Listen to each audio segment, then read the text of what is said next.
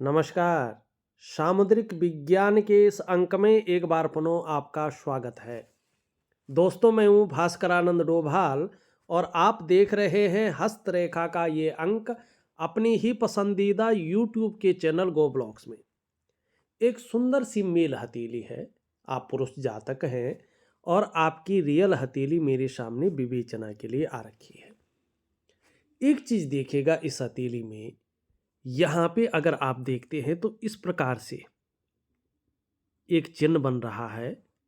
अगर आप ध्यान से देखेंगे तो ये चिन्ह इस प्रकार से यहाँ पे बनता हुआ दिखाई दे रहा है और इस चिन्ह को कहते हैं पद्म का साइन। भाग्य स्थान पर बन रहा है और हमारा सामुद्रिक विज्ञान जो समुद्र शास्त्र है वो स्पष्ट प्रमाण देता है इसके बारे में। देखिएगा, मैं कभी भी बिना प्रमाण के बिना बिना शास्त्रीय प्रमाण की बात नहीं करता हूँ। कोशिश करता हूँ आपको जो मैं विश्लेषण दूं वो शास्त्रीय प्रमाणों के अनुसार दूं।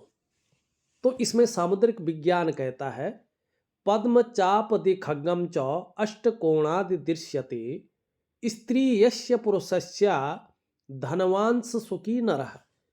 माने जिसके हाथ में कमल हो, ये पद्म का चिन्ह, धनुष हो, तलवार हो, अष्टकोण हो, ये चिन्ह दिखाई देते हैं, वो जातक चाहे स्त्री हो अथवा पुरुष हो, जब ये चिन्ह अपना प्रभाव देते हैं तो ऐसा व्यक्ति ऐश्वर्य से युक्त जीवन जीता है, माने लग्जरी जीवन जीता ही जीता है। अब यहाँ पे दूसरी चीज देखिएगा।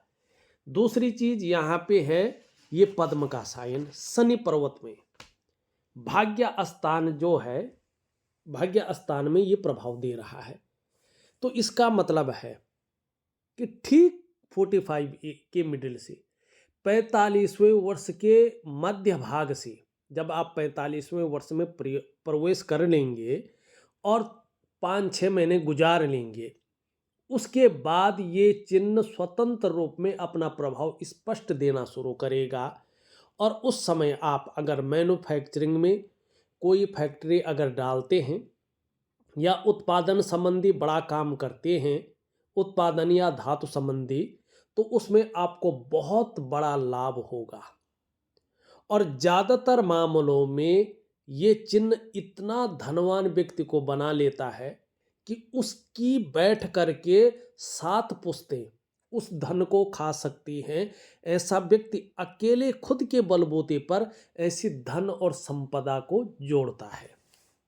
अब 7 पुश्तें नहीं भी खाएंगे, अगर 1-2 पुश्तों के लिए भी अगर ये व्यक्ति धन कमा लेता है तो अपने आप में बहुत बड़ी चीज है। ठीक। अब उसके अलावा एक चीज देखेगा, ये शुक्र का पर्वत है। क्या है शुक्र? शुक्र का मतलब होता सुख, शुक्र का मतलब होता ऐश्वर्य। 8 ऐश्वर्य शुक्र के अधीन आते हैं। ठीक। शुक्राचार्य हैं ये और ये दैत्य गुरु हैं, लेकिन भगवान शंकर के ये परम शिष्य हैं। इस बात का ध्यान रखना आप। दूसरी बात है, सुख इनके बिना नहीं है, ऐश्वर्य इनका बिना नहीं है, लग्जरी इनके बिना नहीं है। अब यहां पर आप ध्यान से देखेंगे, जरा ध्यान से देखिएगा, स्पष्ट मछली का चिन्ह बनता हुआ दिखाई दे रहा है। स्पष्ट दृष्टिगोचर किसकी तरफ कर रहा है? ध्यान से देखें तो बुद्ध की ओर दृष्टिगोचर कर रहा है। बुद्ध क्या है? वाणी का कारक, भौतिक सुख सुविधा का कारक। ध्यान से देखिएगा, वाणी का कारक, भौतिक सुख सुविधा का कारक, आपका कम्युनिकेशन स्किल्स का कारक और व्यापार का ग्रह। ठीक। और ये किस पे है? मनी कहीं ना कहीं आने वाले समय में। अब मेन कड़ी कौन है? आपकी करियर और धन की रेखा। जब ये रेखा स्पष्ट रूप में अपना प्रभाव देगी, कब से दे रही है? 45वें वर्ष के मिडिल से। ठीक। अस्थायित्व स्थिति में आ रही है, तो तब से इन चिन्हों का प्रभाव आपके जीवन पर गहरा पड़ेगा। जहां ये ऐश्वर्य देगा, वहीं धन देगा। आपका जो पारिवारिक जीवन है, आपका जो स्वास्थ्य से संबंधित जीवन है, आपका जो सामाजिक जीवन है, उसमें अनायास बढ़ोतरी करेगा और सफलता की सीढ़ियों को आप चढ़ेंगे। ऐसे ही नहीं कह रहा हूं मैं, शास्त्र वास्तविक रूप में प्रमाण देता है। क्या कहता है शास्त्र इस मत्स्य चिन्ह के बारे में? कहता है यस्य हस्ते मत्स्य रेखा कर्म सिद्धिश्च जायते धनाड्यस्तु सौभिज्ञेयो बहुपुत्रो न संशय। मानी जिसकी हथेली में ये मछली का चिन्ह होता है, ये मछली की रेखा होती है, ऐसा व्यक्ति अपने कर्म को सिद्ध करने वाला होता है। वो जो भी कर्म करता है, जो भी काम करता है, चाहे वो नौकरी हो, चाहे वो व्यापार हो, चाहे अन्य कार्य हो, उसमें सफल होता ही होता है। उस व्यक्ति की आर्थिक स्थिति बहुत ज़्यादा मजबूत होती है, इसमें कोई संदेह नहीं करना चाहिए, संदेह का स्थान नहीं है। इतना शानदार मछली का ये चिन्ह है। और कहाँ पे है? ऐश्वर्य में यहाँ पे दिखाई दे रहा है। अब एक चीज़ और देखिएगा अपनी हथेली में, फिर हम और चीज़ों के ऊपर भी आते हैं। इसको मिटा लेता हूँ मैं जरा। ये यहाँ पे बुद्ध में आप देखिएगा कुछ खड़ी रेखाएं स्पष्ट तरीके से, देखा आपने? 4 रेखाएं स्पष्ट तरीके से खड़ी हैं, 5वीं 6वीं भी है वैसे, ठीक है ना? ये भी अगर गिन लें तो कुछ और चीज़ें हो जाती हैं, लेकिन इन्हीं को गिनेंगे। अब इसमें शास्त्र प्रमाण देता है। फिर से शास्त्र की बात करते हैं। यहाँ पे शास्त्र क्या कहता है? दीक्षा दानम यथा धर्म पद्धवी सुखमेव च विद्यामानापमानो चो अंगुल्या मूल संस्थिता। मनी ये जो रेखाएं होती हैं बुद्ध पर्वत पे, ऊर्ध्व रेखाएं होती हैं, खड़ी रेखाएं होती हैं, ये दीक्षा दान आदि फलों को देती हैं। 1 रेखा हो तो वो फल, 2 रेखा हो तो ऐसा फल, लेकिन यहाँ पे हैं 6 रेखाएं। और जैसे जैसे ये स्पष्ट होती जाएंगी, ये आपको सुख की प्राप्ति करवाएंगी। सुख मिलेगा ही मिलेगा, ये बता रहा है। ऐसा व्यक्ति कम्युनिकेशन स्किल से बहुत अच्छी डेवलप हो जाती है। ऐसा व्यक्ति सेवा भावी होता है, व्यापार की गहरी समझ रखने वाला होता है, और 1-2 भाषाओं का खास जानकार होता है। बोलना नहीं भी जानता हो, जो है समझना जानता है। और बुढ़ापे के अंतिम क्षण तक अपने हाथ का पैसा व्यक्ति के पास होता है। किसी के ऊपर ये व्यक्ति बुढ़ापे में डिपेंड नहीं रहता। ये सबसे बड़ी बातचीत है, ये बहुत बड़ी चीज है। ठीक, ये स्पष्ट दिखाई दे रही है यहाँ पे। अब यहाँ पे एक चीज देखिएगा, थोड़ा सा 2-3 चीजें खराब है यहाँ पे। एक, आप अगर वर्तमान में देखेंगे तो जो ये मुख्य ग्रह है आपका देवगुरु बृहस्पति, यहाँ पे कमजोर भाव में आ रखा है। ये देवगुरु बृहस्पति और शनि की तरफ देख रहा है। जब ये देवगुरु बृहस्पति शनि की तरफ देखता है तो परिवार को लेके चिंताएं देता है। खास करके व्यक्ति का जो दाम्पत्य जीवन है, उसका जो चरम सुख का भोग है, उसके बीच में ये परिस्थितियां खड़ी करता है। ठीक है ना? संतान को लेके चिंताएं देता है, कुटुंब को लेके चिंताएं देता है, कोई ना कोई परिस्थितियां खड़ी करता है। और वैवाहिक जीवन का चरम सुख का भोग व्यक्ति को नहीं होने देता है। अब ये यहाँ पे देखेंगे तो ये साधारण अवस्था में आपके अंदर 2.5 वर्षों तक बैठा हुआ है, ठीक 2.5 वर्षों तक। और इस अवस्था में ये आपके अंदर थोड़ी सी साधारणता यहाँ पे देते हुए दिखाई दे रहे हैं, सामान्य व्यक्तित्व देते हुए दिखाई दे रहे हैं। ठीक, जैसे जैसे ये हथेली में थोड़ा कमजोर होता जाता है तो व्यक्ति के अंदर धन की दिक्कतों को बढ़ाता ही बढ़ाता है। व्यक्ति पूजा पाठ में तो लगा रहता है, लेकिन जिस प्रकार से इष्ट कृपा मिलनी चाहिए वो नहीं मिल पाती है। ऐसे में ध्यान रखना चाहिए, आपके जो घर के बुजुर्ग हैं उनसे हो सकता है आपके संबंध थोड़ा खराब होने शुरू हो जाए, या बुजुर्गों की वजह से आपके जीवन में परेशानी आनी शुरू हो जाए। और थोड़ा ये तरक्की में भी रोक लगाता है जब तक ये कमज़ोर होता है। यहाँ पे 2.5 वर्षों तक है, ठीक है ना? उस प्रकार की तरक्की नहीं मिल पाती है जो व्यक्ति को चाहिए होती है। माने एक तरफ से गुजारा करता रहता व्यक्ति। कई बार ऐसे में इनकम तो बढ़ सकती है, लेकिन इंसान एक लेवल को पार करके दूसरे ऑर्बिट में नहीं पहुंच पाता है। और गुरु थोड़ा खराब हो जाए तो थोड़ा सा आपके जो स्वास्थ्य से संबंधित चीजें हैं उसको भी थोड़ा खराब करता है। कई बार डायबिटीज देता है, कई बार लीवर की दिक्कत बढ़ा लेता है, कई बार मोटापा बहुत ज़्यादा बढ़ जाता है और इंसान को भी ये शिथिल करता है। और सबसे बड़ी बात, खराब गुरु व्यक्ति के जीवन से खुशहाली निकाल लेता है। ये इसका मुख्य कारण है। अब हमने स्वास्थ्य की बात की तो यहाँ पे एक चीज़ देखिएगा, आपकी बुद्धि की रेखा अगर आप देखेंगे इस प्रकार से टूट टूट कर जो है ये आगे बढ़ रही है। इस प्रकार से ये स्वास्थ्य के लिए अच्छे संकेत नहीं माने जाते हैं। छोटी भी प्रॉब्लम हो उसको इग्नोर मत करिएगा, इस बात का ध्यान रखिएगा। खुद के डॉक्टर मत बनिएगा, और खासकर अभी 2.5 से 3 वर्ष तक, ठीक है ना, डॉक्टरी सलाह लेंगे तो आपके लिए बहुत उचित रहेगा। कोई क्रिटिकल समस्या नहीं है, ऐसा नहीं है कि ऐसी बीमारी नहीं होगी जो जीवन को बिल्कुल संकट में डाल दे या जो कहीं ना कहीं लाइलाज हो, ऐसा नहीं है। लेकिन ध्यान रखना ही है तो भी। और जब एक बार ये स्वास्थ्य को खराब कर दे, आपने इग्नोर कर लिया, तो ये गंभीरता की ओर जाता है, धन के नुकसान को दिखाता है, इसकी संभावना बन जाती है। और ये थोड़ा सा ने घर परिवार में कलह देता है, ये कलह की स्थिति को उत्पन्न करता है। तो इस बात का थोड़ा सा आपको ध्यान रखना है। आपके सवालों पे भी आता हूं मैं। अब दूसरी चीज देखिएगा, यहाँ पे आपकी हथेली में यहाँ पे जाल बना हुआ दिखाई दे रहा है स्पष्ट रूप में, और हथेली में जाल बनना अच्छा नहीं माना जाता है। ये आपके अंदर जो है नेगेटिव ऊर्जा का संचरण है, इसको बताता है।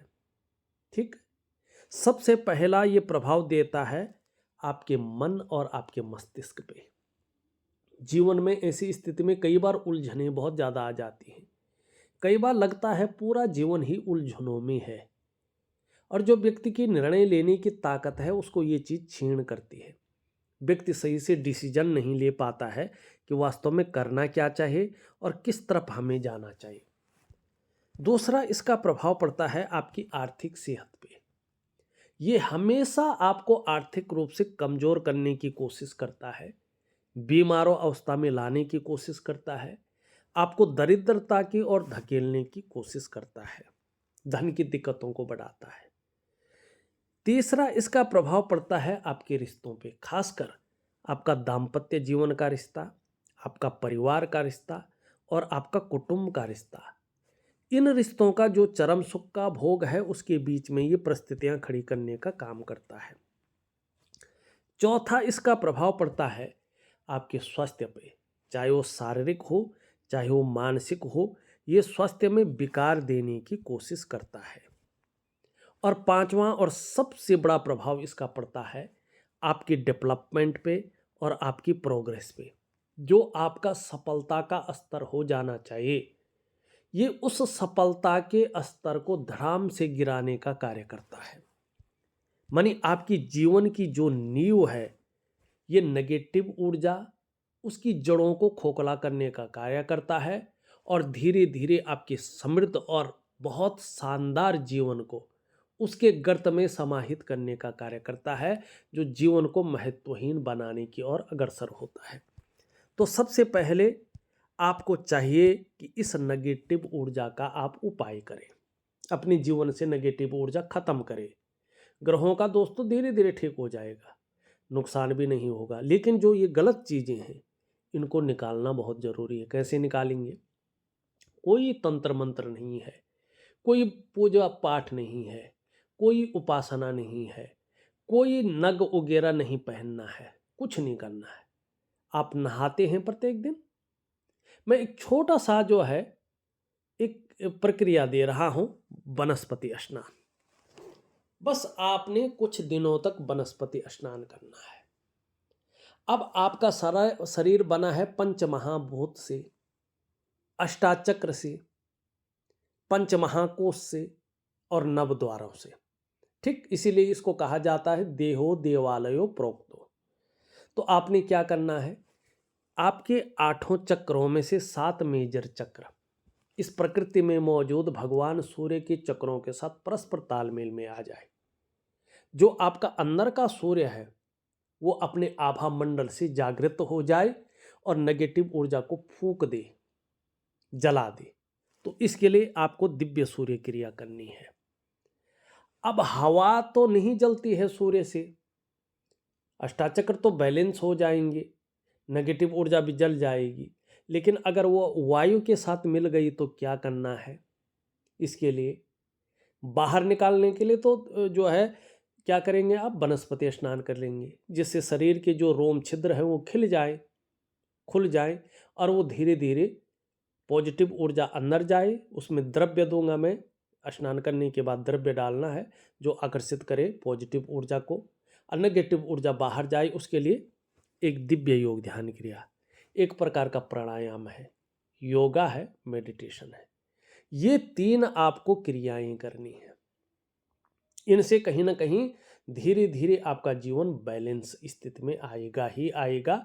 अगर मन से किया, उसका जो प्रोसीजर है उसके हिसाब से किया, जो विधि है उसकी, और दिए गए समय तक किया, 3 महीने 6 महीने जो भी टाइम दूंगा, तो निश्चित रूप से आपके जीवन में बेहतरीन स्थिति आएगी। इसमें कोई संशय नहीं दिखाई दे रहा है। ठीक। अब आपके हथेली में एक बुद्धादित्य राजयोग बना है, लेकिन ये 45वें वर्ष के मिडिल से आपके जीवन में भरपूर लाभ देना शुरू करेगा, अभी नहीं, उसके बारे में भी बताता हूँ। सबसे पहले आपका सवाल ले लेते हैं। आप अपने वैवाहिक जीवन के बारे में पूछ रहे हैं। मैंने पहले ही बता दिया है कि अभी वैवाहिक जीवन में कहीं ना कहीं आपको परिस्थितियों का सामना जरूर करना पड़ेगा, और उन परिस्थितियों को ठीक बड़ी सरलता से किया जा सकता है। इसका उपाय भी आपको दे रहा हूँ। करियर के मामले में अगर अभी देखें तो जो आपका बृहस्पति का क्षेत्र है वो नीचे की तरफ देख रहा है, सामान्य है, साथ में करियर और धन की रेखा भी एक स्पष्ट तरीके से नहीं है। तो अभी कम से कम आपको जो है 2 से 2.5 वर्षों तक हल्के तौर पे उतार चढ़ाव देखना पड़ सकता है। कई बार अस्थिरता का सामना करना पड़ सकता है, कई बार हो सकता है संघर्ष देखने को मिले, या जो आपकी आकांक्षाएं हैं उस प्रकार से थोड़ा सा जो है आपको वेट करना पड़ेगा। लेकिन उसके बाद जो मैंने निशान बताए हैं उसका फायदा आपको होगा और आपका करियर अच्छी स्थिति में पहुंचेगा। आप आर्थिक स्थिति के बारे में पूछना चाहते हैं। मैंने मछली का चिन्ह और पद्म का चिन्ह दिखा करके और इसमें ऊर्ध्व रेखाएं दिखा करके आपको स्पष्ट तरीके से आपकी आर्थिक स्थिति आगे कैसे रहने वाली है बता दिया है। जीवन में स्थायित्व के बारे में पूछना चाहते हैं आप। 45वें वर्ष के मिडिल से आपके जीवन में निश्चित ही स्थायित्व की ओर अग्रसर दिखाई दे रहा है, लेकिन इसमें जो ये कुबड़ आ रखी है ये बहुत बढ़िया चीज़ है। ये आपकी बुद्धिमत्ता को बताती है, आपके अंदर के ज्ञान को बताती है, नॉलेज को बताती है, लेकिन ये भी बताती है कि 3 चीज़ों से आपको संभल करके जीवन में चलना होगा। एक तो जल्दबाजी में कोई बहुत बड़ा फैसला नहीं लेना है, उतावलेपन में आकर बहुत बड़ा निर्णय नहीं लेना है, और भावनाओं की वशीभूत होकर बहुत बड़ा निर्णय नहीं लेना है। जल्दबाजी कभी नहीं करनी है, नहीं तो जीवन में संघर्ष को दिखा रहा है ये, और धनहानि होगी। व्यवसाय आपको बड़ा सोच समझकर करना चाहिए, नहीं तो व्यवसाय में नुकसान की आशंका रहेगी। और व्यवसाय आप कर रहे हैं, अगर पार्टनरशिप में कर रहे हैं तो बहुत ज़्यादा ध्यान दीजिएगा। अगर इंडिविजुअल कर रहे हैं तो आपके लिए बहुत अच्छा है। हाँ, खूब मेहनत के बाद ही आपके जीवन में अच्छा खासा धन आएगा, और खासकर जीवन में बड़े धन कमाने की स्थिति अभी थोड़ी सी लेट बन रही है। 45वें वर्ष के मिडिल से यहाँ पे भाग्योदय की स्थिति बेहतरीन हो रही है, और बुढ़ापे में बहुत अच्छा है। 56 वर्ष की आयु के बाद बहुत अच्छा समय आपके जीवन में आ रहा है। हाँ, थोड़ा जैसे जैसे उम्र बढ़ेगी शुक्र के कारण पीठ का दर्द है, घुटने का दर्द है, कमर की प्रॉब्लम है, इसकी संभावना थोड़ी बढ़ सकती है। तो इसके लिए योगा, प्राणायाम, ये चीज़ें जरूर करें तो आपको लाभ होगा। व्यापार के बारे में पूछ रहे हैं तो इसके बारे में मैंने बता ही दिया है कि आगे चलकर आपका व्यापार कैसा रहने वाला है। बच्चों के बारे में अगर आप पूछ रहे हैं उनका भविष्य कैसा रहेगा, क्या रहेगा, ठीक है ना, तो बृहस्पति के ठीक होने पर ही आपको उनकी तरफ से चिंताएं हटेंगी। अभी दाम्पत्य जीवन हुआ, परिवार का सुख हुआ और कुटुंब के सुख में कहीं ना कहीं दो चीज़ें आपके आड़े आ रही है। एक देवगुरु बृहस्पति और एक यहाँ पे जो है राहु की स्थिति भी आ रही है और साथ में नेगेटिव ऊर्जा भी यहाँ पे अपना चीज़ें को कर रही है। ये चीज़ बड़ी भयानक है। ये धनहानि तो कराती है, कभी कभी जो है व्यापार को बहुत ज़्यादा निचोड़ लेती है, बहुत गड़बड़ कर लेती है, कर्जे में डाल देती है, पैसे फंस जाते हैं और रहस्यमय बीमारी भी ऐसे में आने की संभावना को बढ़ाती है। वाद विवाद से बचना चाहिए, नहीं तो व्यक्ति जो है कोर्ट कचहरी का मामला भी झेलता है, ठीक है ना। तो इसके लिए सब चीज़ के लिए मैं शानदार उपाय दे रहा हूँ और ऐसा दे रहा हूँ आप कर भी पाए, ठीक है ना। कौन से साल में भाग्योदय है आप पूछ रहे हैं, तो 45वें वर्ष के मिडिल से भाग्योदय की स्थिति। स्वास्थ्य कैसा रहेगा वो मैंने इसको देख करके आपको बता ही दिया है। आपके सवालों का सभी उत्तर मैंने दे दिया है। अब चलते हैं कुछ और चीज़ों पे। यहाँ पे देखेंगे तो निश्चित ही धार्मिक भावनाएं बहुत अच्छी रहेंगी और ईश्वर में विश्वास बना रहेगा। अपने आराध्य के प्रति समर्पण की भावना रहेगी।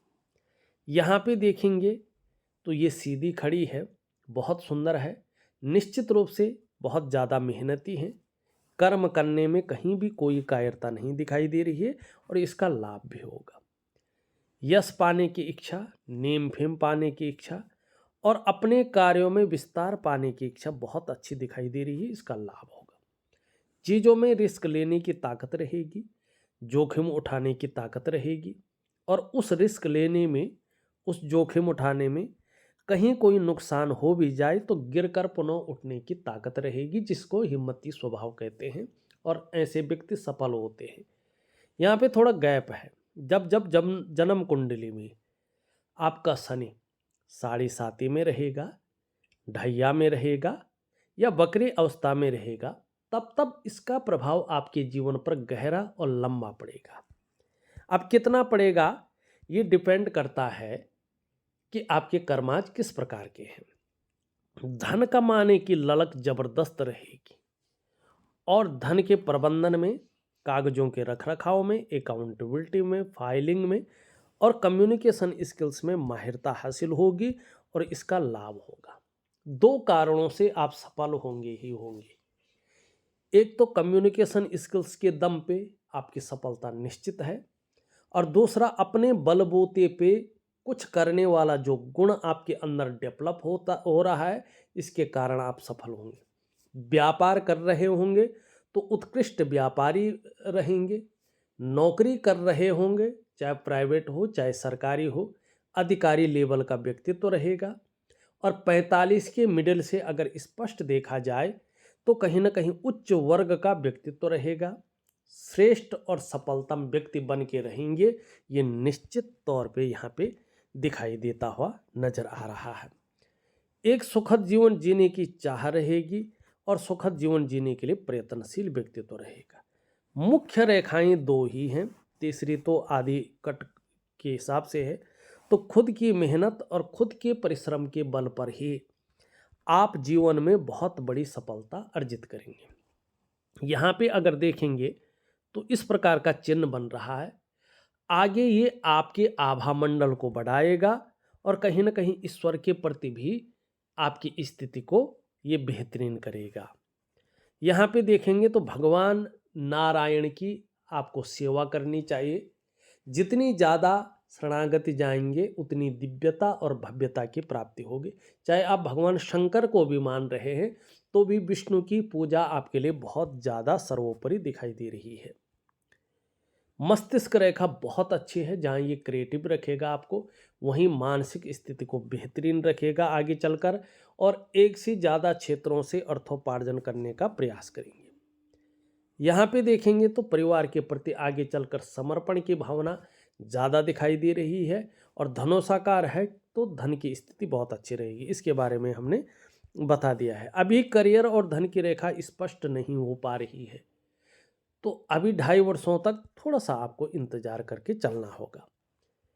वर्टिकल रेखाएं बढ़ती हुई दिख रही हैं। कार्य के प्रति जुझारूपन रहेगा। जिस कार्य को हाथ में ले लेंगे जब तक पूरा नहीं होता तब तक छोड़ेंगे नहीं। घूमने फिरने का भी शौक ज़्यादा रहेगा और इसका लाभ आपको होगा। अभी मंगल से लेके यहाँ तक देखें तो ये थोड़ा तनाव देता है, ठीक है ना, तनाव देता है ये। और किसी चीज़ को लेके व्यक्ति बहुत ज़्यादा सोच रहा होता है, चिंता भी कर रहा होता है। बहुत ज़्यादा प्रयास, बहुत ज़्यादा मेहनत, बहुत ज़्यादा परिश्रम करने के बाद भी वो पूरी तरह से सफल नहीं हो पाते हैं और थोड़ा अभाव की स्थिति को ये देता है। लाख प्रयास करने पर सारे साधन होने के बावजूद भी जो सुख मिलना चाहिए, खासकर ये स्त्री कारक ग्रह है, जो सुख मिलना चाहिए उस सुख में ये कमी करता, उसकी अनुभूति नहीं होने देता है। दिव्य योग ध्यान क्रिया और दिव्य सूर्य क्रिया आपके लिए अमृत है, जरूर करिएगा। यहाँ पे ये चिड़चिड़ा स्वभाव बनाता है और थोड़ा क्षण भंगुर वाला गुस्सा भी हावी कराता है। दिव्य सूर्य क्रिया में इसका उपाय दूंगा, जरूर करिए। और थोड़ा ये कन्फ्यूजन है, उलझन है, दुविधा को बढ़ाता है और निर्णय लेने की ताकत को छीण करता है, तो इसका भी उपाय दे रहा हूँ। ऊपरी मंगल बहुत अच्छा है, पराक्रम बहुत अच्छा रहेगा, जीवन में एनर्जेटिक स्वभाव हमेशा बना रहेगा, कोई भी आपसे मिलेगा वो कंफर्टेबल फील करेगा। बृहस्पति के बारे में, शनि के बारे में मैंने बहुत अच्छी तरह से बता दिया है। सूर्य अच्छा है, लेकिन इसमें जो ये जाल बना हुआ है ये आपके सफलता के स्तर को माइनस की तरफ ले जा रहा है। इसको जरूर ठीक करें दिव्य सूर्य क्रिया से। छोटा काम भी करेंगे, नेम फेम पाने की इच्छा रहेगी। इसके बारे में मैंने बता ही दिया है।